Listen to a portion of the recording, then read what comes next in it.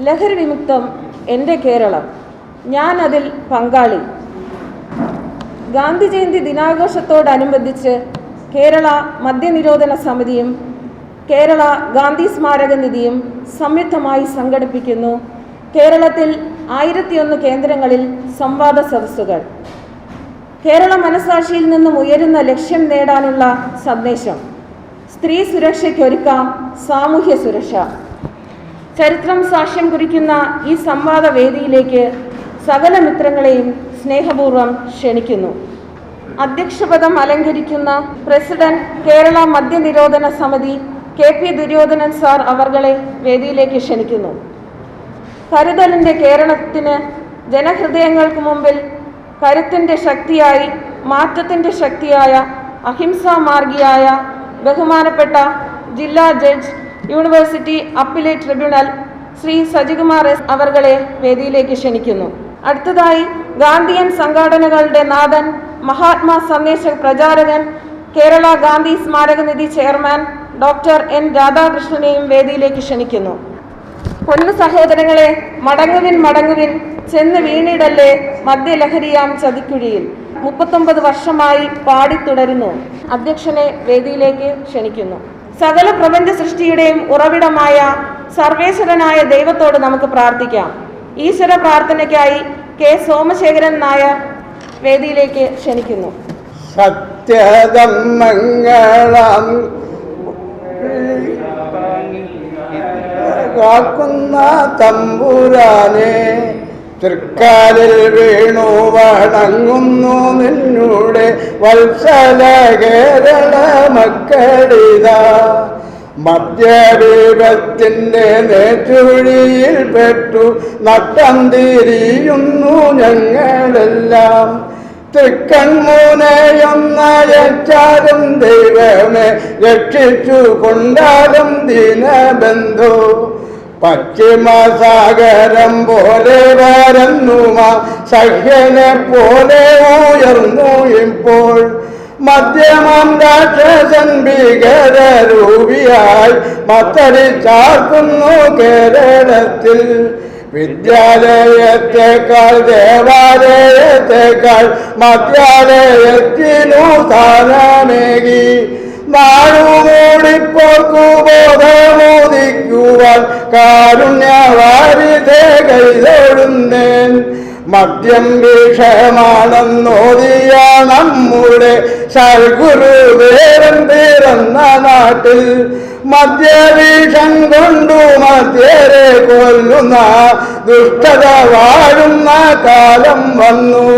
സത്യപ്രകാശമേ വന്നാലും ഞങ്ങളെ രക്ഷിക്കുവാൻ ഇരുട്ടിൽ നിന്നും. മദ്യപിശാചിനെ ഹോമിക്കും ഞങ്ങൾക്ക് യജ്ഞത്തിൽ ശക്തിയായി തീർന്നാലും നീ, ഈ യജ്ഞത്തിൽ ശക്തിയായി തീർന്നാലും നീ.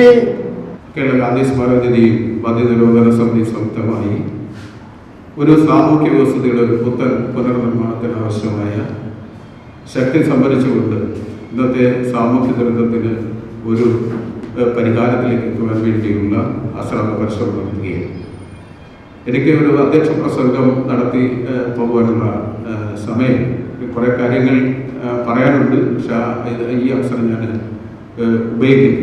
ഇന്ന് ഇവിടുന്ന് നമ്മുടെ ബഹുമാനപ്പെട്ട ജില്ലാ ജഡ്ജ് അദ്ദേഹം പ്രകാശിപ്പിക്കുന്ന ഈ ദീപം കേരള സംസ്ഥാനത്തിൻ്റെ 1001 കേന്ദ്രങ്ങളിൽ ഒരു സംവാദ സദസ്സായി ഒരു സാമൂഹ്യ പരിവർത്തനത്തിന് ആവശ്യമായ അക്ഷരമാകുന്ന ആയുധങ്ങൾ കുട്ടികളിൽ നിന്ന് സംഭരിച്ചെടുത്തുകൊണ്ട് അത് സമൂഹത്തിൽ ഏതൊക്കെ മേഖലകളിൽ നമുക്ക് പ്രയോഗിക്കാൻ കഴിയും അവിടെയൊക്കെ പ്രയോഗിച്ചുകൊണ്ട് നമ്മുടെ അമ്മമാരും സഹോദരിമാരും കൊച്ചുകുട്ടികളും കണ്ണുനീരും നിലവിളിയില്ലാതെ അന്തി ഉണങ്ങുന്ന ഒരു സാമൂഹ്യ വ്യവസ്ഥയെ നെയ്തെടുക്കുവാൻ വേണ്ടിയുള്ള പരമപ്രധാനമായ ഒരു പ്രവർത്തനത്തിനാണ് നമ്മൾ മുന്നോട്ട് പോകുന്നത്.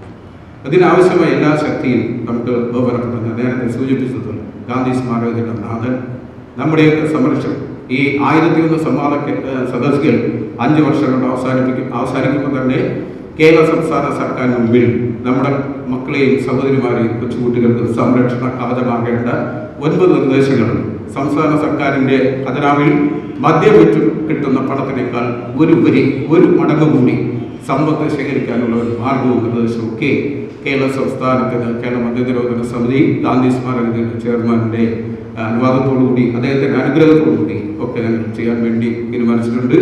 അപ്പോൾ നമുക്ക് ബഹുമാനപ്പെട്ട ജില്ലാ ജഡ്ജി അദ്ദേഹത്തെ ക്ഷണിക്കുമ്പോൾ തന്നെ പറഞ്ഞത് അദ്ദേഹത്തിന് കൃത്യം 9:15 അദ്ദേഹത്തിന് അയക്കണമെന്ന് പറഞ്ഞു. അതുകൊണ്ട് ഞാൻ ഈ കേരള സംസ്ഥാനത്തിൻ്റെ ചരിത്രം കുറിക്കുവാൻ ഒരു പുത്തൻ സാമൂഹ്യ വ്യവസ്ഥയെ നെയ്തെടുക്കുവാൻ ഉപകാരപ്പെടുന്ന ഏറ്റവും ഒരു കർമ്മഭൂമിയിൽ അതിൻ്റെ പ്രകാശം തെളിയിക്കുവാൻ വേണ്ടി ബഹുമാനപ്പെട്ട ജഡ്ജുണ്ട്. അദ്ദേഹം ആദ്യം ഈ തെളിയിച്ചുകൊണ്ട് അദ്ദേഹം ഇത് ഉദ്ഘാടനം ചെയ്തതായി പ്രഖ്യാപിക്കും. അത് കഴിഞ്ഞ് നമ്മുടെ ഗാന്ധി സ്മാരകത്തിന്റെ ചേർന്ന് ഈ ദൈവശിക നമ്മുടെ സംസ്ഥാന ജനറൽ സെക്രട്ടറി കൈമാറിക്കൊണ്ട് ഈ ചടങ്ങ് ഇവിടെ അവസാനിച്ചതിന് ശേഷം പ്രബന്ധം കുട്ടികൾ രൂപപ്പെടുത്തുകയും അവതരിപ്പിക്കുകയാണ്. പക്ഷേ ഈ ഗാന്ധി സ്മാരകത്തിന്റെ ചെയർമാൻ പ്രകാശിപ്പിക്കുന്ന ഈ ദൈവശിഖ നമ്മുടെ സംസ്ഥാന ജനറൽ സെക്രട്ടറി ഏറ്റുവാങ്ങിക്കൊണ്ട് ഡോക്ടർ മുരളീധരൻ നായർ ഏറ്റുവാങ്ങിക്കൊണ്ട് കേരള സംസ്ഥാനത്തിന്റെ 1001 കേന്ദ്രങ്ങളിലും ഈ പ്രകാശിപ്പിച്ചുകൊണ്ടായിരിക്കും നമ്മൾ ഈ പരിപാടി സംഘടിപ്പിക്കുക.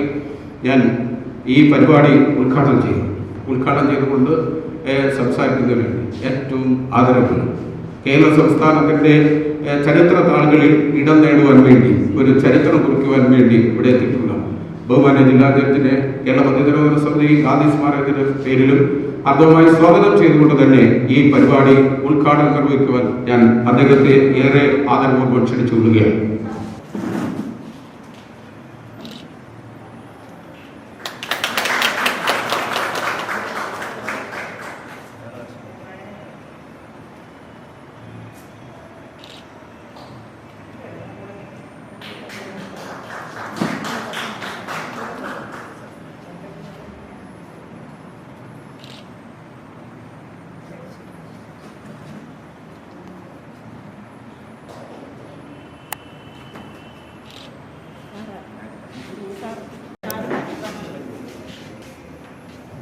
അപ്പോൾ ആദ്യമായി എനിക്ക് സ്വാഗതം പറയേണ്ടത് നമ്മുടെ വിശിഷ്ട അതിഥി, അതായത് നമ്മൾ ചെന്ന് ജഡ്ജതിനെ കണ്ടപ്പോൾ തന്നെ നമ്മുടെ വിശുദ്ധി, നമ്മുടെ പ്രവൃത്തി അതിൽ അദ്ദേഹത്തിന് മതിപ്പ് തോന്നുകയും നമ്മൾ എത്രത്തോളം ഇത് സാധിക്കുമെന്നുള്ള ഒരു ദൃഢവിശ്വാസം നമുക്കുണ്ടോ എന്ന് ചോദിച്ചുകൊണ്ട് അതിൽ വന്ന് പങ്കെടുക്കാൻ സാധിച്ചതിൽ അല്ലെങ്കിൽ സമ്മതിച്ചതിൽ എനിക്ക് അദ്ദേഹത്തോട് പ്രത്യേക നന്ദിയുണ്ട്.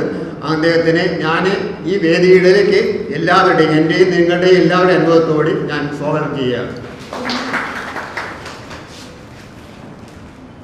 ഇനി അടുത്ത് എനിക്ക് സ്വാഗതം അർപ്പിക്കേണ്ടത് നമുക്ക് എല്ലാവിധ പ്രോത്സാഹനവും അതിനോടൊപ്പം നമ്മളോടൊപ്പം തോളോട് തീർന്ന് പ്രവർത്തിക്കാൻ സന്നദ്ധത കാണിച്ച നമ്മുടെ ഗാന്ധി സ്മാരക നിധി ചെയർമാൻ ഡോക്ടർ രാധാകൃഷ്ണൻ സാറിനെയും ഞാൻ ഈ വേദിയിലേക്ക് സ്വാഗതം ചെയ്യുകയാണ്.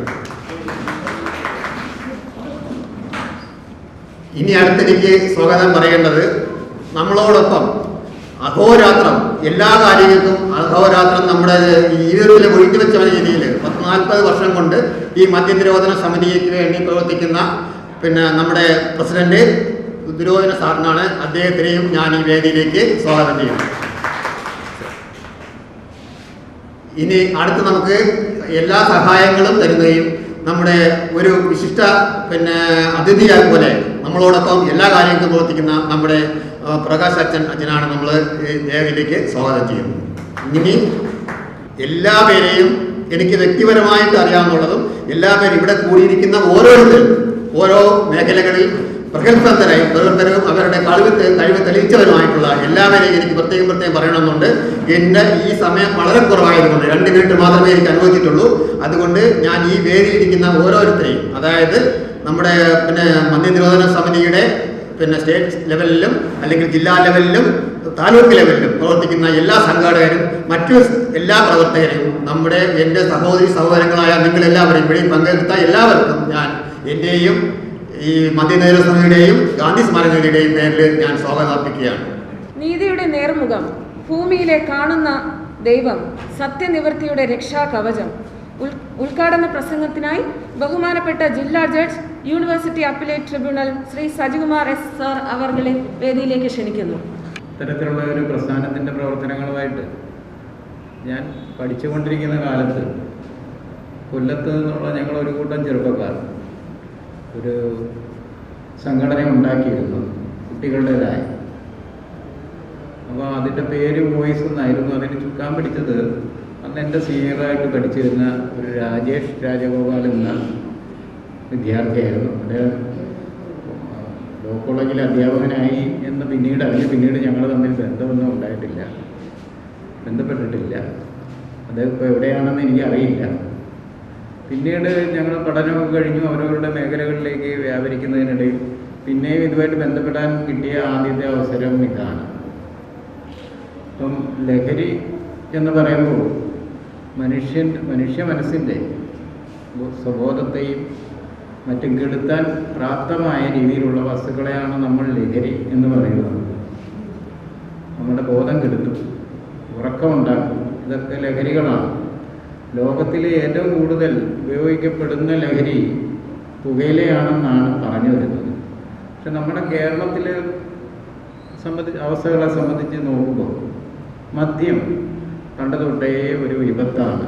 അതിൻ്റെ ഏറ്റവും വലിയ കഷ്ടത അനുഭവിക്കുന്നത് നമ്മുടെ സഹോദരിമാരും അമ്മമാരും ഒക്കെയാണ്. അപ്പം അതിനെതിരെ പണ്ട് തൊട്ടേ കുറേ കാലങ്ങൾ എനിക്ക് ഏകദേശം ഞാനൊരു ഹൈസ്കൂൾ പഠന കാലം തൊട്ടേ ഇതൊക്കെ പറഞ്ഞു കേൾക്കുന്നതാണ്. അപ്പം ഞാനും ഒരു നാട്ടുപുറത്തുകാരനാണ്. നാട്ടിൽ ഞാനും കണ്ടിട്ടുണ്ട് ചിലർ മദ്യവെച്ച് ബഹളം ഉണ്ടാക്കുന്നതൊക്കെ കണ്ടിട്ടുണ്ട്.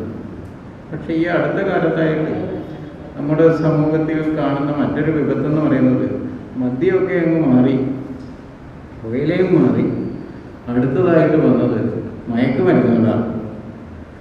പണ്ടൊക്കെ നമ്മുടെ മുതിർന്ന തലമുറയായിരുന്നു മദ്യവും പുകയിലയൊക്കെ ഉപയോഗിച്ചിരുന്നതെങ്കിൽ ഇപ്പം നമ്മുടെ ഇളം തലമുറക്കാർ അത് വെക്കാൻ തുടങ്ങി. അതൊരു വലിയ വിപത്താണ്. കാരണം വലിയ തലമുറ പിന്നെ മുതിർന്ന തലമുറയിൽ ആരും ലഹരിക്ക് അടിമയാകാത്തവരായിട്ടുണ്ടാവില്ല ഇപ്പോഴേ ഇത് തുടങ്ങിയ. അപ്പം അതൊരു വലിയ വിപത്തായിട്ട് കാണാം. ഞാൻ ഇതിൻ്റെ ഭാരവാഹികൾ എന്നെ കാണാൻ വന്നപ്പോൾ ഞാൻ പറഞ്ഞു, മദ്യം ഒരു വിപത്താണ് ഇപ്പോഴത്തെ സ്ഥിതിയിൽ. മദ്യത്തെക്കായി വലിയ കാര്യങ്ങളുണ്ട്. പുകയിലയും മദ്യവും ഒരു പരിധിവരെ നമ്മുടെ ശരീരത്തെ വ്രണപ്പെടുത്തുന്നതോ അല്ലെങ്കിൽ ശരീരത്തിന് ദോഷം ഉണ്ടാക്കുന്നതുമായ കാര്യങ്ങൾ മാത്രമേ ചെയ്യുന്നുള്ളൂ. ഒരു പരിധിവരെ മദ്യം നമ്മുടെ ബോധമണ്ഡലത്തെയും എടുത്തു. പക്ഷേ മയക്കുമരുന്ന് എന്ന് പറയുന്നത് അത് നമ്മുടെ ബോധമണ്ഡലത്തെയാണ് ആദ്യം ബാധിക്കുന്നത്. അത് നമ്മളെ മനുഷ്യനല്ലാതാക്കി മാറ്റും. അതുകൊണ്ട് ഞാൻ ഇതിൻ്റെ ഭാരവാഹികളോട് പറഞ്ഞു, ലഹരി മുക്തമായ ഒരു കേരളം, ഒരു സമൂഹം കെട്ടിപ്പടുക്കാനുള്ള അതിൻ്റെ പേരൊന്ന് മാറ്റിയാൽ ഇച്ചിലൂടെ കുറെ കൂടി ഒരു അർത്ഥവത്താകും ഈ കാലഘട്ടത്തിലെന്ന് ഞാനൊരു നിർദ്ദേശം വെച്ചു. എൻ്റെ ഒരു നിർദ്ദേശം മാത്രമാണ്, ഒരു എളിയ നിർദ്ദേശം മാത്രമാണ്. ഞാൻ അതങ്ങനെ ചോദിച്ചതേ ഉള്ളൂ. കാരണം ഇത് പണ്ട് മുതലേ മദ്യവിരുദ്ധ സമിതി എന്നാണ്. കാരണം മദ്യത്തിൻ്റെ ഇപ്പം മദ്യം എല്ലായിടവും ഉണ്ട്, എല്ലാ വീടുകളിലും സംഭരിക്കാൻ തുടങ്ങിയിട്ടുണ്ട് ഇപ്പം മദ്യം. എന്നാണിപ്പോൾ എന്ത് വന്നാലും സന്തോഷമായാലും സന്താപമായാലും മദ്യം ഉപയോഗിക്കുക. പണ്ടൊക്കെ ഈ പറഞ്ഞ് കുറച്ച് പേര് സമൂഹത്തിൽ വിരലിലെണ്ണാവുന്നവർ മാത്രം ഉപയോഗിച്ചിരുന്ന ഒരു സാധനമാണ് ഇപ്പോൾ നമ്മുടെ വീടുകളിലേക്കൊക്കെ കടന്നു കൊണ്ടുകൊണ്ടിരിക്കുന്നത്. അതൊരു നമ്മുടെ ജീവിതത്തിൻ്റെ ഒരു ഭാഗം പോലെ ആയിക്കൊണ്ടിരിക്കുകയാണ് ലഹരി എന്ന് പറയുന്നത്. അതുകൊണ്ടായിരിക്കും ഒരുപക്ഷെ കുട്ടികളിലേക്ക് അത് കൂടുതൽ വ്യാപരിച്ചത്. അപ്പം ഏറ്റവും കൂടുതൽ വിപത്ത് നമ്മുടെ ഇളം തലമുറക്കാരെ ഇത് ബാധിക്കാതെ നോക്കാനുള്ള അത്തരത്തിലേക്കുള്ള ഒരു സംഘടനാ പ്രവർത്തനങ്ങളിൽ ഇതിൻ്റെ ഭാഗത്തു നിന്നുണ്ടാകണമെന്ന് ഞാൻ അപേക്ഷിക്കുകയാണ്. കാരണം മുതിർന്നവർ മാത്രമാണ് ഇപ്പോൾ ഇതിൻ്റെ ഭാഗമായിട്ടുള്ളത്. മറ്റത് കുട്ടികളാരും വരുന്നില്ല. ഞാനും പറഞ്ഞല്ലോ, ഞങ്ങളും വിദ്യാർത്ഥികളായിരിക്കുന്ന കാലത്ത് വോയിസ് എന്ന സംഘടന ഉണ്ടാക്കിയെങ്കിലും അതിന് വലിയ ആയുസൊന്നും ഉണ്ടായിരുന്നില്ല. കുറച്ച് കുട്ടികൾ ചേർന്ന് കുറച്ചു കാലം അതൊക്കെ കൊണ്ടു നടന്നു. പിന്നെ ആരും വലിയ ശ്രദ്ധയൊന്നും ഉണ്ടായിരുന്നില്ല. ഇപ്പോഴും അങ്ങനെയൊക്കെ തന്നെയാണ് കുട്ടികൾ ചെയ്യുന്നുണ്ടാവും. പക്ഷേ കുട്ടികൾ ഏറ്റവും കൂടുതൽ അടിമപ്പെടുന്നത് മയക്കുമരുന്നിനാണ്. അപ്പോൾ അത്തരത്തിലുള്ള പ്രവർത്തനം കൂടെ നടത്തിയാൽ നമ്മുടെ സമൂഹത്തെ നമുക്ക് ലഹരി മുക്തമാക്കാൻ പറ്റും.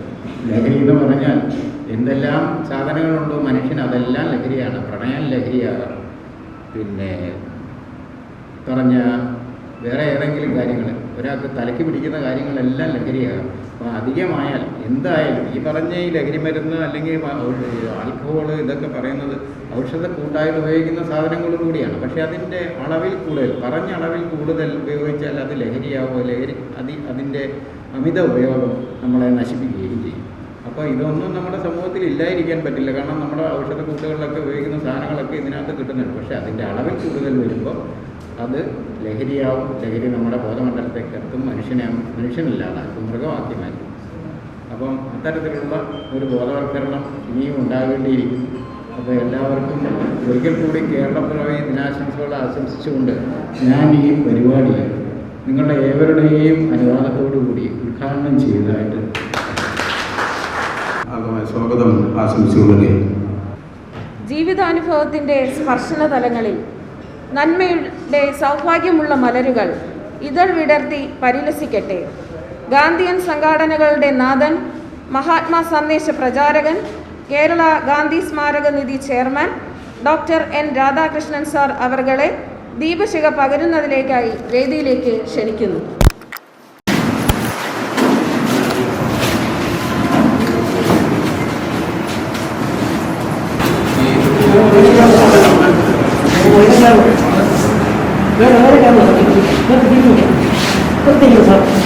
ബഹുമാനപ്പെട്ട സജീവമാനവരുടെ മറ്റ് സുഹൃത്തുക്കളെ, കേരളപ്പിറവി എന്ന ദിവസം നവംബർ 1 നാം കണക്കാക്കുകയും ആഘോഷിക്കുകയും ചെയ്യുമ്പോൾ അതിനു മുൻപ് തന്നെ വളരെ വർഷങ്ങൾക്ക് മുൻപ് സമത്വത്തിനും തുല്യ അവകാശങ്ങൾക്കും വേണ്ടി നടന്ന ധീരോദാത്തമായ ഒരു സാമൂഹ്യ ചലനം ഉണ്ടായിരുന്നു.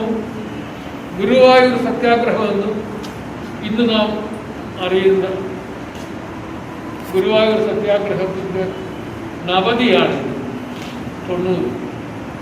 നീതിക്ക് വേണ്ടിയുള്ള പോരാട്ടമായിരുന്നു. അവശ സമുദായക്കാരെ മുന്നിൽ നിർത്തിക്കൊണ്ട് മുന്നോക്ക സമുദായക്കാരും മറ്റും നടത്തിയ ധീരോദാത്തമായ ഒരു സമരം. ആ സമരത്തിൻ്റെ തീജ്വാലകൾ നമ്മുടെ മനസ്സിൽ ഉയരുമ്പോൾ മറ്റൊരു യാഥാർത്ഥ്യം നമ്മെ തുറച്ചു നോക്കുന്നു. അത് മറ്റൊന്നുമല്ല, ജനസംഖ്യയിലെ 53-54% വരുന്ന നമ്മുടെ അമ്മമാരും സഹോദരിമാരും നേരിടുന്ന അവശതകൾ. ഇന്ന് മഹാത്മാഗാന്ധിയും കേളപ്പജിയും AK ഗോപാലനും മന്നത്ത് പത്മനാഭനും ഒക്കെ ജീവിച്ചിരുന്നുവെങ്കിൽ ഇന്ന് തുടങ്ങുന്ന ഗുരുവായൂർ സത്യാഗ്രഹത്തിന്റെ 90ാം വാർഷികത്തിൽ അവർ ചെയ്യുന്ന ഒരു കർമ്മമായിരിക്കും സ്ത്രീകൾക്ക് സുരക്ഷ, സ്ത്രീകൾക്ക് തുല്യ പദവി, സ്ത്രീകളെ അംഗീകരിക്കുന്ന ഒരു സമുദായം. അതിനു വേണ്ടിയുള്ള ഒരു സമരം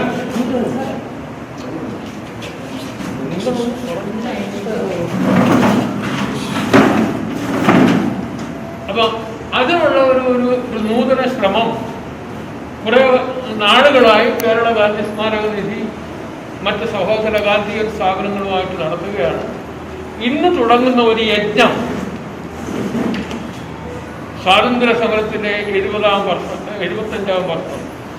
കേരള ഗാന്ധി സ്മാരക നിധിയുടെ 70ാം വർഷം, ഇതെല്ലാം ചേരുന്ന ഈ മുഹൂർത്തത്തിൽ അങ്ങനെയുള്ള ഒരു യജ്ഞത്തിന്റെ തുടക്കമാണ് ഈ ദീപശിഖയെ സാക്ഷി നിർത്തിക്കൊണ്ട് സത്യത്തിനും അനീതിക്കും സ്ത്രീ സുരക്ഷയ്ക്കും വേണ്ടി പുരുഷന്മാരാണ് കൂടുതൽ മുന്നോട്ട് നിൽക്കേണ്ടത്, സ്ത്രീകളല്ല. അവരാണ് അവസ്ഥ അനുഭവിക്കുന്നത്.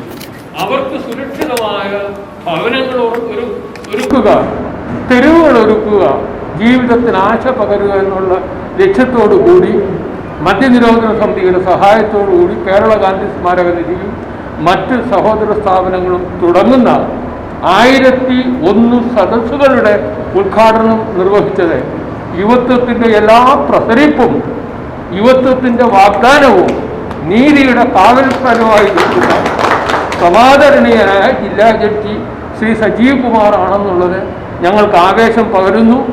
അവർക്കെല്ലാം ആവേശം നൽകിക്കൊണ്ട് മറ്റൊരു ചെറുപ്പക്കാരൻ, ഒരു 65 വയസ്സുള്ള ദുര്യോധനും ശ്രീ മുരളീധരൻ നായരും മറ്റ് സുഹൃത്തുക്കളെല്ലാം അവരോടൊപ്പം ഉണ്ട്. പക്ഷേ ഞാൻ ഇത് കൊടുക്കുന്നത് സ്ത്രീ സുരക്ഷയ്ക്ക് വേണ്ടി പുതിയ മാനങ്ങൾ തേടുന്ന, ഞങ്ങളോടൊപ്പം നിന്ന് പ്രവർത്തിക്കുന്ന സ്ത്രീ സുരക്ഷ ജാഗ്രതാ വേദി എന്ന് പറഞ്ഞ് ഒരു സംവിധാനമുണ്ട്. ഞങ്ങളെല്ലാം അതിലെ മെമ്പർമാരാണ്. എൻ്റെ ഒരു അഭ്യർത്ഥന, നിങ്ങളെല്ലാവരും ഈ വേദിയിൽ അംഗങ്ങളായി ചേരണം. 1. 2, അതിനുവേണ്ടി ഇത് ഞാൻ ആർക്കാ കൊടുക്കേണ്ടത്? നിങ്ങൾ വരണം. മുരളീധരൻ നായർക്ക് കൊടുക്കുന്ന, ഞാൻ മാത്രമല്ല കൊടുക്കുന്നത്, സ്ത്രീ സുരക്ഷാ വേദിയുടെ തിരുവനന്തപുരം ജില്ലയിൽ തിരുവനന്തപുരം ജില്ലയുടെ സംഘാടക ചേർന്ന് ഞങ്ങൾ നൽകുന്നു. ആദരണീയനായ ജില്ലാ ജഡ്ജിയും ഞാനും ഈ സഹോദരിമാരും ചേർന്ന് എല്ലാ സന്തോഷത്തോടും ദേശാഭിമാനത്തോടും കൂടി ഞങ്ങൾ കൈമാറുന്നു. ഇത് കേരളം മുഴുക്ക ജനിക്കട്ടെ, ഓരോ മനസ്സിനെയും സ്വാധീനിക്കട്ടെ. നമസ്കാരം. തിരുവനന്തപുരം കോർപ്പറേഷനിലെ കൗൺസിലർ പ്രിയപ്പെട്ട സഹോദരി മേരി റിപ്പോർട്ടിന് 2 വാക്കുകൾ സംസാരിക്കുവാൻ ഞാൻ ആദരവോടും ക്ഷണിച്ചു കൊടുക്കുകയാണ്. സ്ത്രീ ഒരു ശരീരം മാത്രമല്ല, അവൾക്കുമുണ്ട് ഒരുപാട് സ്വപ്നങ്ങൾ. അവൾ നിന്റെ ആശകൾക്കനുസരിച്ച് ചലിപ്പിക്കാനുള്ള ഒരു കളിപ്പാട്ടമല്ല. അവൾക്കുമുണ്ട് ആശയങ്ങൾ. അവൾ നിന്റെ അടിമയല്ല. അവളിലുമുണ്ട് ഒരു നേതാവ്. അവൾ നിന്റെ കീഴിൽ ജീവിക്കേണ്ടവളല്ല, മറിച്ച് നിനക്കൊപ്പം ചലിക്കേണ്ടവളാണ്. ബഹുമാനപ്പെട്ട അധ്യക്ഷൻ, മറ്റ് വേദിയിലും സദസ്സിലും ഇരിക്കുന്ന വിശിഷ്ടാതിഥികളെ, നമ്മൾ തുടക്കത്തിൽ കേട്ട വാക്കുകളൊന്നും തന്നെ അല്ല ഇന്ന് നാട്ടിൽ നടപ്പാകുന്നത്. ഇന്ന് എല്ലാവർക്കും മൈക്കിലൂടെ പ്രസംഗിക്കാൻ മാത്രം, പ്രവൃത്തികൾക്കല്ല, പ്രാവർത്തികമാക്കാനല്ല, വാക്കുകൾ ഉരുവിട്ടുകൊണ്ട് പോകാൻ മാത്രമുള്ള ഒരു വസ്തുവാണ് സ്ത്രീ. എവിടെ ഒരു പരസ്യമുണ്ടോ അവിടെ നോക്കിയാൽ മതി, ഒരു പുരുഷന്റെ തൊട്ടടുത്ത് പകുതി മാത്രം വസ്ത്രം ധരിച്ച് ഒരു സ്ത്രീ നിൽക്കുന്നത്. കാരണം അവൾ എന്നൊരു ഉപഭോഗ വസ്തുവാണ്. അപ്പോ ഇന്ന് നമ്മുടെ സമൂഹത്തിൽ എന്താണ് നടക്കുന്നത് എന്ന് നമ്മൾ ഓരോരുത്തരും ചിന്തിക്കേണ്ട സമയം ഒരുപാട് അതിക്രമിച്ചു. നമ്മൾ എല്ലാ വർഷവും മാർച്ച് 8-ാം തീയതി അന്താരാഷ്ട്ര വനിതാ ദിനം ആഘോഷിക്കുമ്പോൾ മാത്രം സ്ത്രീയെ കൊണ്ട് എല്ലാവരെയും കൊണ്ടുവന്ന് മുൻപിലിരുത്തി സ്ത്രീകൾക്ക് അപ്പോൾ ഒരു സ്ഥാനം കൊടുത്ത് എന്തെങ്കിലും പറഞ്ഞു പോകുന്നതല്ലാതെ ഞാൻ ഒരിടത്തും കണ്ടിട്ടില്ല. ഈ അടുത്ത കാലത്ത് തന്നെ എന്താണ്, ഞാൻ പഠിച്ചുപോയ കോളേജ്, ഞാൻ നേരത്തെ പഠിച്ചിരുന്ന കോളേജാണ് നമ്മുടെ പാളയത്തുള്ള യൂണിവേഴ്സിറ്റി കോളേജ്. ഞാൻ അവിടെയാണ് ഡിഗ്രി എടുത്തത്. PGക്കും BEdനും ഒക്കെ വേറെയാണ്. പക്ഷെ അന്ന് ഞങ്ങളൊക്കെ പഠിച്ചിരുന്നപ്പോൾ ഒരു ഗുണ്ടായിസം നിലവിലുണ്ടായിരുന്നു എങ്കിൽ തന്നെയും അവരുടെ മനസ്സിൽ കുന്നുകുഴി എന്ന് പറയുമ്പോൾ, ഞാൻ കുന്നുകുഴിയുടെ കൗൺസിലറാണ് കേട്ടോ, കുന്നുകുഴി എന്ന് പറയുമ്പോൾ ഒരു പേടി ഉണ്ടായിരുന്നു. അപ്പൊ അതുകൊണ്ട് വളരെ വലിയ ഒരു വിളയാട്ടമൊന്നും നടത്തില്ല. പക്ഷെ ഇന്ന് എല്ലാം മാറി. ഒരു സാധാരണക്കാരന് അല്ലെങ്കിൽ ഒരു സ്ത്രീ ആയാൽ പോലും അവിടെ കയറി പോകാൻ പറ്റാത്ത ഒരവസ്ഥ. ഇപ്പൊ ഏതാനും ദിവസങ്ങൾക്ക് മുൻപ് എന്താണ് നടന്നതെന്ന് നമ്മളെല്ലാം പത്രത്തിലൂടെ കണ്ടു, വായതിലൂടെ. പക്ഷെ കഴിഞ്ഞു. എവിടെ ഇന്ന് നിയമം എത്തി നിൽക്കുന്നു? ASFന്റെ നേതാക്കന്മാർ അവർ ജനിപ്പിച്ച് വിടുമ്പോഴേ പറഞ്ഞു വിടുന്നത് ഇന്ന് ബാലസംഘടനകളുണ്ട്, അവിടെ എന്താണ് പഠിപ്പിക്കുന്നത്? നമ്മൾ പോകണം. സ്ത്രീകളായ നമ്മൾ ഓരോരുത്തരും മാതാപിതാക്കൾ, അത് കമ്മ്യൂണിസ്റ്റാണ് നടത്തുന്നത് അല്ലെങ്കിൽ BJP ആണ് നടത്തുന്നത്, നമ്മൾ ഒരിക്കലും മാറി നിർത്താതെ അങ്ങനെയുള്ള സ്ഥലത്ത് പോയി അവർ എന്താണ് പഠിപ്പിക്കുന്നത് നമ്മൾ മനസ്സിലാക്കിയേ പറ്റൂ. കാരണം പിതാക്കന്മാർക്ക് വേദന ഉണ്ടാകാം, പക്ഷെ അതിനേക്കാളൊക്കെ ഉപരി ഒരമ്മ എന്നും തൻ്റെ മകളോട് ഏത് പ്രായം എത്തിയാലും ചിലപ്പോൾ തൻ്റെ 70ാമത്തെ വയസ്സിൽ മകന് 50 വയസ്സായാൽ പോലും ചേർത്ത് പിടിക്കുന്ന മാതൃത്വമാണ് അമ്മയുടേത്. ആ സമയത്ത് അങ്ങനെയുള്ള ഒരു മാതൃത്വത്തിന് നേരെയാണ് ഇവർ ഓരോരുത്തരും ചോദ്യം ഉന്നയിക്കുന്നത്. നീ വന്നാൽ മതി, നിനക്ക് തന്തയില്ലാത്ത കുട്ടികളെ ജനിപ്പിക്കാൻ. ഇത് എവിടെ നിന്ന് ഇവർ പഠിക്കുന്നു? അപ്പോൾ ഈ തന്റെ ഇടം, ഈ പറയുന്നതിനുള്ള തന്റെ ഇടം ഇവർക്ക് എവിടെ നിന്ന് ലഭിക്കുന്നു? ഇന്ന് നിയമങ്ങൾ എവിടെ എത്തി നിൽക്കുന്നു? നമ്മുടെ കുഞ്ഞു സഹോദരിമാരെ അറസ്റ്റ് ചെയ്തു. നിയമസഭയിൽ പോയി സമരം ചെയ്തപ്പോൾ അവിടെ അറസ്റ്റ് ചെയ്തു. പക്ഷേ ഇന്ന് സ്ത്രീകൾക്കെതിരെ ഇത്രയും പബ്ലിക്കായിട്ട് മോശമായ രീതിയിൽ പറഞ്ഞ് അവരെ വെറുതെ വിട്ടിരിക്കുന്നു. അപ്പൊ ഇന്ന് എവിടെയാണ് നിയമം? ശബരിമലയിൽ പോയി അവിടുത്തെ ആചാരത്തെ വർഷങ്ങളായി, ഇന്നും ഇന്നലെ തുടങ്ങിയതല്ല, നമ്മളൊക്കെ ജനിക്കും മുൻപേ ഉള്ള ആചാരമാണ്. അത് ലംഘിക്കാൻ ശ്രമിക്കുന്നതല്ല ഒരിക്കലും നിയമം എന്ന് പറയുന്നത്. നിയമങ്ങൾ നമ്മുടെ മനസ്സിൽ നിന്ന് വേണം വരാൻ, നമ്മൾ ജനിക്കുന്ന സ്ഥലത്ത് നിന്ന് വേണം വരാൻ, നമ്മൾ വളരുന്ന ചുറ്റുപാടിൽ നിന്ന് വരണം. എങ്കിൽ മാത്രമേ സ്ത്രീ സുരക്ഷ എന്ന് പറയുന്നത് ഉണ്ടാകൂ. സ്ത്രീകൾക്ക് സമത്വം ലഭിക്കണമെങ്കിൽ, സ്ത്രീകൾ എല്ലാവരും തുല്യരായി കാണണമെങ്കിൽ, ഭാര്യയായാലും സഹോദരിയായാലും മക്കളായാലും അമ്മയായാലും അവരെ ഓരോരുത്തരെയും ഏത് പ്രായത്തിലും ചേർത്ത് പിടിക്കാനുള്ള ഒരു ചിന്ത ഉണ്ടാകണമെങ്കിൽ പുരുഷൻ പുരുഷനായിരിക്കണം. അപ്പോ ഇന്ന് നമ്മുടെ സമൂഹത്തിൽ നമ്മളിവിടെ ഇരിക്കുമ്പോൾ സ്ത്രീകൾക്ക് വേണ്ടിയുള്ള ഒരു സംവാദ സദസ്സാണ് ഇവിടെ സംഘടിപ്പിച്ചതെങ്കിലും വാസ്തവത്തിൽ ഇവിടെ ഇരിക്കുന്ന പുരുഷന്മാര് നമ്മുടെ ചുറ്റും, നമ്മുടെ അയൽപക്കത്തെങ്കിലും ഒരു മാറ്റം, നമ്മുടെ സംഘടനകളിലെങ്കിലും ഒരു മാറ്റം അനിവാര്യമാണ്. അങ്ങനെ ഒരു തുടക്കത്തിന് ഗാന്ധി സ്മാരക നിധിയും കേരള മദ്യനിരോധന സമിതിയും ഉണ്ടാക്കിയെടുക്കട്ടെ എന്ന് ആശംസിച്ചുകൊണ്ട് എന്നെ ഇന്നിവിടെ ക്ഷണിച്ച നമ്മുടെ ദുര്യോധൻ സാറിനും മറ്റെല്ലാവർക്കും നന്ദി പറഞ്ഞുകൊണ്ടും നിർത്തുന്നു. ഈ പ്രബന്ധം അവതരിപ്പിക്കാനായിട്ട് അതിൽ കുട്ടികൾ എത്തിയിട്ടുണ്ടെങ്കിൽ പേര് ചെയ്തിട്ട് അത് എഴുതുവാനായിട്ട് അഭ്യർത്ഥിക്കുകയാണ്. ആദ്യം പ്രബന്ധം തയ്യാറാവുന്ന കുട്ടികൾ ഈ വേദിയിൽ വന്ന് അവതരിപ്പിക്കേണ്ട. അടുത്തതായി നമ്മുടെ ഇതിന്റെ സംഘാടക സമിതിയുടെ കൺവീനറും ഉന്നതാധികാര സമിതി സെക്രട്ടറിയുമായ ഏറ്റവും ആദരവുള്ള ഡോക്ടർ പ്രകാശ് അവരെ നിങ്ങളോട് സംസാരിക്കുവാൻ ബഹുമാനത്തോട് ക്ഷണിച്ചുകൊള്ളുകയും. ചരിത്രത്തിന്റെ ഭാഗമായി തീരാനായി ഇന്നിവിടെ കൂടിയിരിക്കുന്ന എല്ലാവർക്കും സർവശക്തൻ കൃപ പകർന്നു എന്നുള്ളതാണ് വാസ്തവമാകുന്ന വസ്തുത. ചരിത്രം രചിക്കുമ്പോൾ മാറ്റി നിർത്താൻ കഴിയാത്ത ഒരു വിശിഷ്ട ദിനമാണ് ഇന്നത്തെ ദിനം. കേരളപ്പിറവി ദിനത്തിൽ കേരളത്തിൽ പിറന്നു വീണ നമ്മുടെ കാലികമായ ഉത്തരവാദിത്വം നിർവഹിക്കുവാനായി വ്യത്യസ്ത മേഖലകളിൽ നിന്ന് ഒരുമിച്ച് ചേർന്ന് കൈകോർക്കുന്ന വിശിഷ്ട വേദിയായിരുന്നു ഈ പ്രഭാതത്തിൽ നമുക്ക് ലഭ്യമായി തീർന്നത്. പരിമിതികളുടെ മധ്യത്തിലും ആശയങ്ങളുടെ സമ്പുഷ്ടതയെങ്കിലാണ് ആശയങ്ങൾ നിലനിൽക്കുവാനുള്ള അതീവ താല്പര്യത്തിന്റെ അടിസ്ഥാനത്തിലാണ്, ഒരു നവസമൂഹത്തെ നെയ്തെടുക്കുവാനുള്ള ബദ്ധപ്പാടിന്റെ അടിസ്ഥാനത്തിലാണ് നാം ഇന്ന് ഒരുമിച്ച് ചേർന്നിരിക്കുന്നത്. സാമൂഹ്യ പ്രതിബദ്ധത ജീവിതത്തിന്റെ പ്രധാന ഉത്തരവാദിത്വം എന്ന് കണ്ടിട്ട് അതിനെ പ്രാവർത്തികമാക്കുവാനുള്ള ശ്രമങ്ങളിലാണ് നാം ഓരോരുത്തരും അതിൻ്റെതാകുന്ന തലങ്ങളിലാണ് ചെയ്തു വരുന്നത്. കേരള ചരിത്രത്തിൽ ഇതുവരെ കണ്ടിട്ടില്ലാത്ത ചരിത്രം രചിക്കുവാനുള്ള ഒരു പുതിയ വേദിയാണ് ഇന്നേ ദിവസം മുതൽ നമ്മൾ ആരംഭിച്ച് മുന്നോട്ട് പോകുന്നത്. സുരക്ഷിതത്വം ലഭ്യമാകാത്ത അമ്മമാരെയും പെൺമക്കളെയും സഹോദരിമാരെയും സംരക്ഷിക്കുന്നതിനായി സാമൂഹ്യമാകുന്ന ബോധമുള്ള ഒരു സമൂഹത്തെ വാർത്തെടുക്കാനായിട്ടുള്ള ശ്രമങ്ങളാണ് ഈ പദ്ധതിയിലൂടെ നടക്കുന്നത്. കേരളത്തിൽ അങ്ങോളം ഇന്ന് പ്രകാശിപ്പിക്കപ്പെട്ട ദീപശിഖയുമായി പ്രവർത്തകർ സഞ്ചരിക്കുമ്പോൾ ജനഹൃദയങ്ങളിലേക്കാണ് കടന്നു ചെല്ലുന്നത് എന്നുള്ളതാണ് വാസ്തവമാകുന്ന വസ്തുത. നാം പ്രവർത്തിക്കേണ്ടുന്നത് നമ്മെ ജനിപ്പിച്ച, നമ്മെ പാലൂട്ടി വളർത്തിയ അമ്മയുടെ സുരക്ഷിതത്തിന് വേണ്ടിയിട്ടാണ്. സ്ത്രീത്വത്തിന് ഏറെ മാന്യതയുള്ള ചരിത്രങ്ങൾ നമുക്കുണ്ടായിരുന്നു.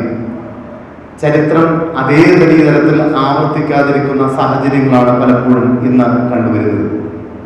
ന്യായത്തിന് വേണ്ടിയിട്ട്, നീതിക്ക് വേണ്ടിയിട്ട് യാചിക്കുന്ന വനിതകളുടെ ശബ്ദമാണ് ഇന്ന് കേട്ടുവരുന്നത്. ബഹുമാനിയായി കണ്ടിരുന്ന അമ്മ, ബഹുമാനിയായി കൽപ്പിക്കപ്പെട്ടിരുന്ന സ്ത്രീത്വം പലപ്പോഴും അവഹേളിക്കപ്പെടുന്ന സ്ഥലത്തിലേക്ക് വീട് പോയിക്കൊണ്ടിരിക്കുന്നു എന്നുള്ളത് നമ്മുടെ നിലവാര തകർച്ചയാണ്, സാമൂഹിക തകർച്ചയാണെന്ന് പറയാതിരിക്കാൻ തരവില്ല. ഒരുപക്ഷെ സാമൂഹിക സ്ഥിതിയിൽ അർത്ഥവത്തായി നിൽക്കാനായി, ബദ്ധപ്പാടോടുകൂടെ നിൽക്കുവാനായി മനുഷ്യർ ശ്രമിക്കുമ്പോൾ അന്തസത്ത കയ്യിൽ വെച്ചുകൊണ്ട് ഏത് മേഖലയിലും വളരാൻ നാം പ്രാപ്തിയുള്ളവരായി തീരണം എന്നുള്ളതാണ് വാസ്തവമാകുന്ന വസ്തുത. പുത്തൻ തലമുറക്കാർക്ക് അമ്മയോട് എത്രത്തോളം അടുപ്പമുണ്ട് എന്നുള്ളത് ഒരു ചോദ്യമാണ്. പുത്തൻ തലമുറക്കാർക്ക് പെൺമക്കളോട് എത്ര അറ്റാച്ച്മെന്റ് ഉണ്ട് എന്നുള്ളത് ഒരു ചോദ്യമാണ്. പുത്തൻ തലമുറക്കാർക്ക് ഭാര്യയോട് എത്ര അടുപ്പമുണ്ട് എന്നുള്ളത് ഒരു ചോദ്യമാണ്. ഈ ചോദ്യങ്ങൾ പല തലങ്ങളിൽ നിൽക്കുമ്പോൾ ഉത്തരം കണ്ടെത്തുന്നതിന് ഈ സംവാദ സദസ്സുകൾ കഴിയുമെന്നുള്ളതിന് സംശയമില്ല. 21 വർഷങ്ങൾക്ക് മുമ്പ് മരണപ്പെട്ടു പോയ എൻ്റെ അമ്മയെ അവരുടെ ശവകുടീരത്തിൽ പോയി ഒന്ന് കാണാനായി ഞാൻ ആഴ്ചയിൽ ഒരിക്കൽ ഒരു സമയം കണ്ടെത്തുന്നു. 20ലധികം പ്രസ്ഥാനങ്ങളുടെ ചുമതലകൾ പല വിധത്തിലും എനിക്കുണ്ട്. ചെറുതും വലുതുമാവശ്യം നാഷണൽ തലത്തിലും ഇന്റർനാഷണൽ തലത്തിലും ഒക്കെ ഉണ്ട്. എന്നാലും എൻ്റെ അമ്മയോടുള്ള ആദരവ് കൊണ്ട് എൻ്റെ അമ്മയുടെ ശവകുടീരത്തിൽ ആഴ്ചയിൽ ഒരിക്കൽ പോകുന്നത് എൻ്റെ ബഹുമാനത്തിന്റെ ഭാഗമാണ്, ആദരവിന്റെ ഭാഗമാണ്. എന്നാൽ ഇന്ന് ഒരു അമ്മ മരണപ്പെട്ടാൽ ചില നാളുകൾ കഴിയുമ്പോൾ മറന്നു പോകുന്ന സാധ്യതയാണുള്ളത്. എന്നെ ഒന്ന് പുകഴ്ത്തി പറയുകയല്ല, എന്നെ എൻ്റെ അമ്മയെ ബഹുമാനിക്കാനായി മാനിക്കാനായി പഠിപ്പിച്ച ഒരു പഴയ തലമുറ ഉണ്ടായിരുന്നു. സ്ത്രീത്വത്തെ ബഹുമാനിക്കുവാനായി, സ്ത്രീത്വത്തെ ആരാധിക്കുവാനായി, സ്ത്രീത്വത്തെ വില കൽപ്പിക്കാനായി പഠിപ്പിച്ചിരുന്ന പഴയ തലമുറ ഉണ്ടായിരുന്നു. ഈ തലമുറ പലപ്പോഴും വഴിതെളികൊണ്ടിരിക്കുന്നത് മാനിക്കേണ്ടുന്നവരെ മാനിക്കുവാനായി താല്പര്യമില്ലാത്ത തരത്തിലാണ്. കുടുംബ ജീവിതങ്ങളിലും ഭാര്യയ്ക്കും ഭർത്താവിനുമുള്ള അഭേദ്യമായ ബന്ധങ്ങൾക്ക് ഒരു കാലഘട്ടത്തിൽ വളരെ ദൃഢതയുണ്ടായിരുന്നെങ്കിൽ എന്ന് പറഞ്ഞാൽ എൻ്റെ അമ്മയും എൻ്റെ പപ്പ ഒരു പ്രീസ്റ്റ്, എന്നെ പോലെ ഒരു പ്രീസ്റ്റ് ആയിരുന്നു. അവർ തമ്മിലുണ്ടായിരുന്ന ഹൃദ്യമായ ബന്ധം എന്നത് വളരെ ഊഷ്മളമായിരുന്നു. എൻ്റെ അമ്മ മരണപ്പെട്ടതിൻ്റെ അടുത്ത ആഴ്ച എൻ്റെ പപ്പ രോഗിയായി വീണു എന്ന് പറഞ്ഞാൽ എൻ്റെ അപ്പനും അമ്മയും ഉണ്ടായിരുന്ന ഹൃദ്യമായ ബന്ധം അത്ര വലുതായിരുന്നു. ഇന്ന് ജീവിച്ചിരിക്കുമ്പോൾ തന്നെ, ഭാര്യ ജീവിച്ചിരിക്കുമ്പോൾ തന്നെ വാട്സാപ്പിലും മറ്റ് സാമൂഹ്യ മാധ്യമങ്ങളിലും പല ഭാര്യമാരെ സൂക്ഷിക്കുന്നവരുണ്ട്, പലരും സുഹൃത്തുക്കളെ സൂക്ഷിച്ചു വയ്ക്കുന്നവരുണ്ട്. സ്ത്രീത്വത്തിന്റെ, ഭാര്യത്വത്തിന്റെ മാന്യത, വനിതയുടെ മാന്യത പലപ്പോഴും കുറഞ്ഞു പോകുന്നു എന്നുള്ളത് സംശയകരമാകുന്ന, ചോദിക്കേണ്ടുന്ന വസ്തുതയാണ്. നാം നമ്മോട് തന്നെ ചോദിക്കേണ്ടിയിരിക്കുന്ന ഒരു വസ്തുതയാണ്. ഇത്തരത്തിലുള്ള ഒരു സാമൂഹിക വ്യവസ്ഥിതി രൂപീകരിക്കപ്പെട്ടിരിക്കുമ്പോൾ സ്ത്രീത്വത്തിന് അർഹമായ മാന്യത ലഭ്യമാകുവാൻ സാധ്യത നിഷേധിക്കപ്പെട്ടുകൊണ്ടിരിക്കുന്ന ഈ കാലയളവുകളിൽ നാം ഒറ്റക്കെട്ടായി പ്രതിബദ്ധതയുള്ള സമൂഹം എന്ന തരത്തിൽ മറ്റുള്ളവരെ അവബോധമുള്ളവരാക്കി തീർക്കേണ്ടത് നമ്മുടെയൊക്കെ ബോധപൂർവമായ ശ്രമത്തിന്റെ ഭാഗമാകേണ്ടതാണ്. മനഃപൂർവമായി സാമൂഹികമായ സുരക്ഷയ്ക്കായി, സ്ത്രീ സുരക്ഷയ്ക്കായി ഒരു സാമൂഹിക സംവിധാനം രൂപപ്പെടുത്തിയെടുക്കേണ്ടത് നമ്മുടെ എല്ലാവരുടെയും വ്യക്തമായ ഉത്തരവാദിത്തമാകുന്നു. എന്നെ കേൾക്കുന്ന പ്രിയപ്പെട്ടവരോട് പറയുവാനുള്ളത്, അമ്മയെ ബഹുമാനിക്കാതെ ജീവിതത്തിൽ വളർച്ചയില്ല. ഞാൻ എപ്പോഴും പറയും, എൻ്റെ അമ്മയെ മാനിച്ചതുകൊണ്ടും ഞാൻ സ്നേഹിച്ചതുകൊണ്ടും, എൻ്റെ സഹോദരിയെ ബഹുമാനിക്കുന്നതുകൊണ്ടും സ്നേഹിക്കുന്നതുകൊണ്ടും, എൻ്റെ ഭാര്യയെ ഞാൻ ആദരിക്കുന്നത് കൊണ്ടും, എനിക്ക് നൽകപ്പെട്ട 3 പെൺമക്കളെ ഞാൻ ഏറെ സ്നേഹിക്കുന്നത് കൊണ്ടാണ് എൻ്റെ ജീവിതത്തിന്റെ നന്മയെന്ന് ഞാൻ പറയും. ഈ നമ്മൾ അനുഭവിക്കുന്ന, ഞാൻ അനുഭവിക്കുന്ന, എന്നെ പോലുള്ളവർ അനുഭവിക്കുന്ന നന്മയുടെ സാരാംശങ്ങൾ മറ്റുള്ളവർക്ക് പകർന്നു കൊടുക്കുകയും ബോധ്യവൽക്കരിക്കുകയും ചെയ്യുന്നത് നമ്മുടെ ഉത്തരവാദിത്വമാകും. ആ ഉത്തരവാദിത്വം നമ്മൾ കൈകോർത്തുകൊണ്ട് ഇനി 1000 സദസ്സുകളാണ് നമ്മുടെ മുമ്പിലുള്ളത്. ആ സദസ്സുകളിൽ ചേർന്ന് നിൽക്കാൻ സർവശക്തൻ എല്ലാവർക്കും പ്രാപ്തി നൽകട്ടെ എന്ന ആലോചനയോടെ എന്റെ വാക്കുകളിൽ നിന്ന് വിരമിക്കുന്നു.